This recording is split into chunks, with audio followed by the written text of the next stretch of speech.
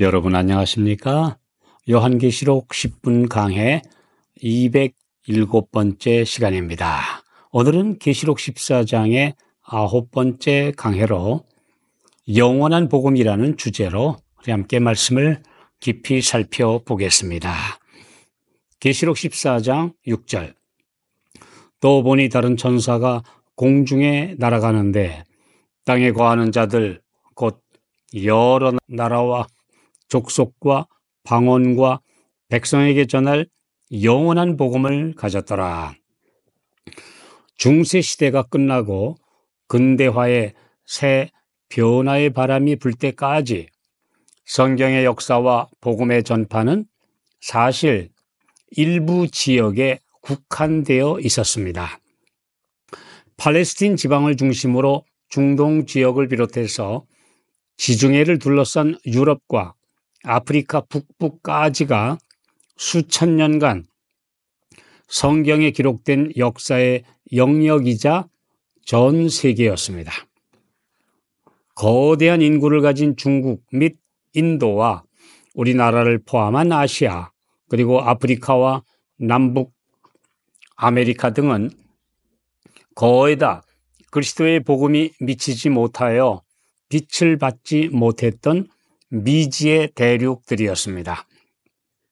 물론 사도행전 17장 30절 알지 못하던 시기에는 하나님께서 허물치 아니하셨거니와 라는 말씀대로 그분께서 그런 사람들을 위해 정하신 구원의 다른 기준이 있었을 것입니다. 그러나 주님의 재림이 있기 전에 모든 사람들이 경고를 들어야 하며 구원의 복음을 들을 기회가 주어져야 합니다.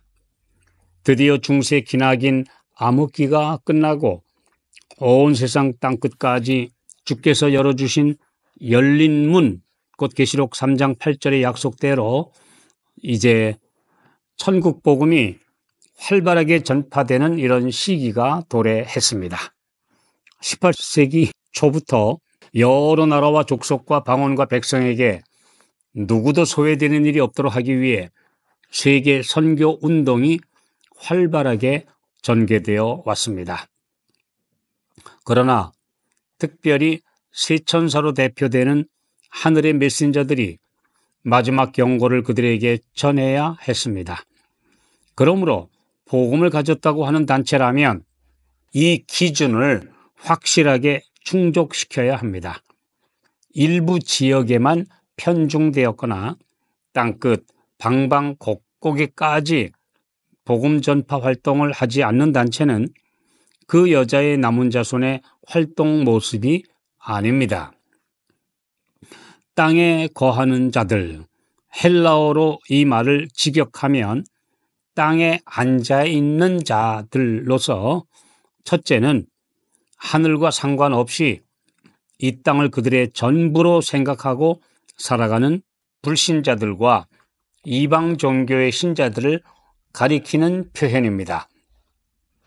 계시록 6장 10절에서 땅에 거하는 자들은 성도들에게 억울한 누명을 씌우고 죽이는 악한 자들이며 계시록 9장 4절에서는 하나님의 인을 받지 못하는 자들입니다.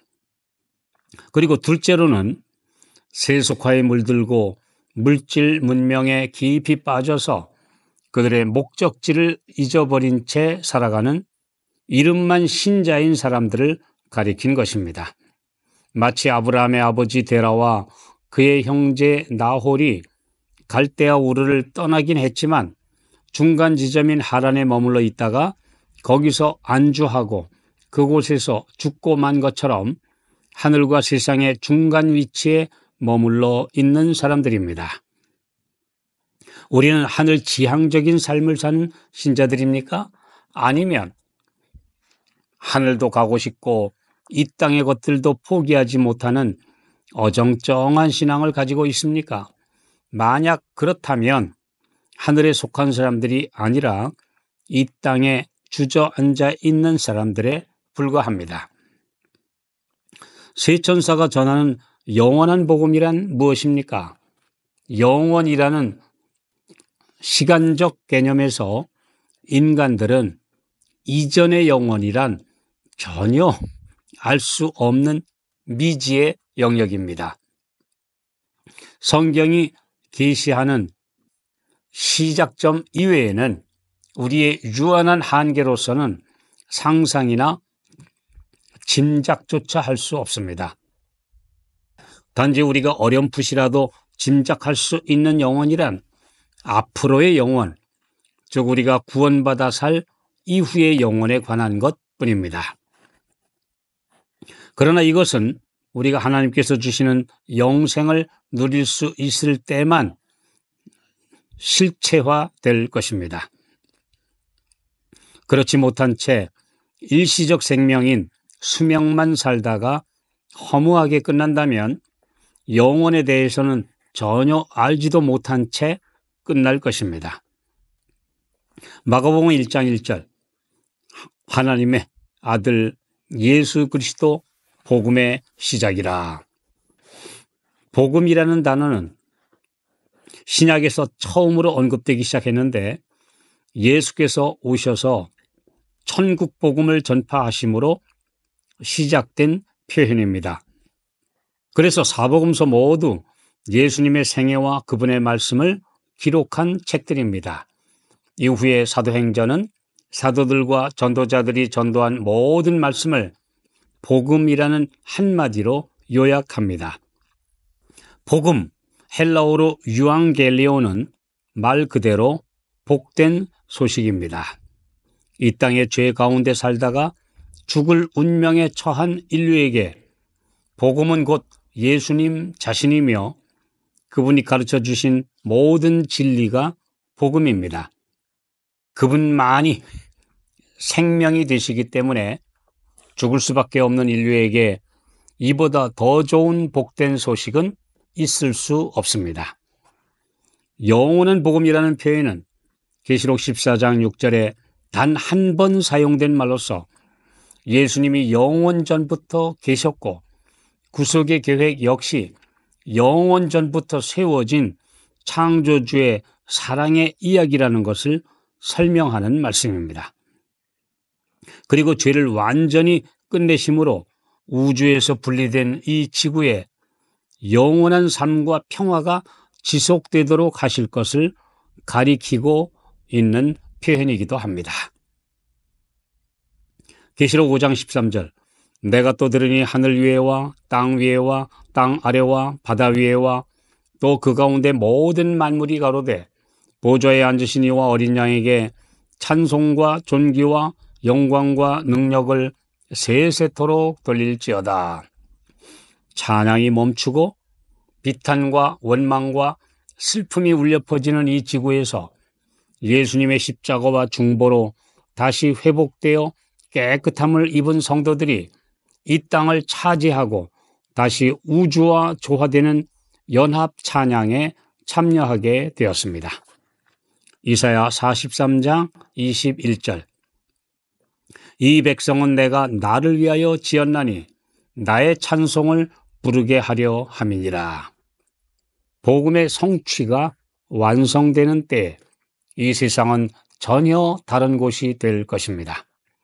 그동안 치열했던 선과 악의 대쟁투는 드디어 끝납니다. 죄와 죄인들은 없어집니다. 온 우주는 티 없이 맑고 깨끗해집니다. 오직 조화와 기쁨의 맥박만이 온 우주의 만물을 통하여 고동칩니다. 생명과 빛과 환희가 만물을 창조하신 분으로부터 끝없이 넓은 우주로 퍼져 나갑니다. 극히 작은 핵으로부터 가장 큰 세계에 이르기까지 만물은 생물계와 무생물계를 막론하고 조금도 흠이 없는 아름다움과 완전한 기쁨으로 하나님은 사랑이시라고 선포하게 됩니다. 이것이 회복된 지구의 모습과 죄 없는 우주 세계와 하나된 모습입니다. 이 복음 이외에 인류에게 지속적이며 확실한 복음은 존재하지 않습니다. 잠깐 동안만 좋을 뿐인 소식은 영원한 복음이 아닙니다. 그 복되고 영원한 세계가 우리를 초청합니다.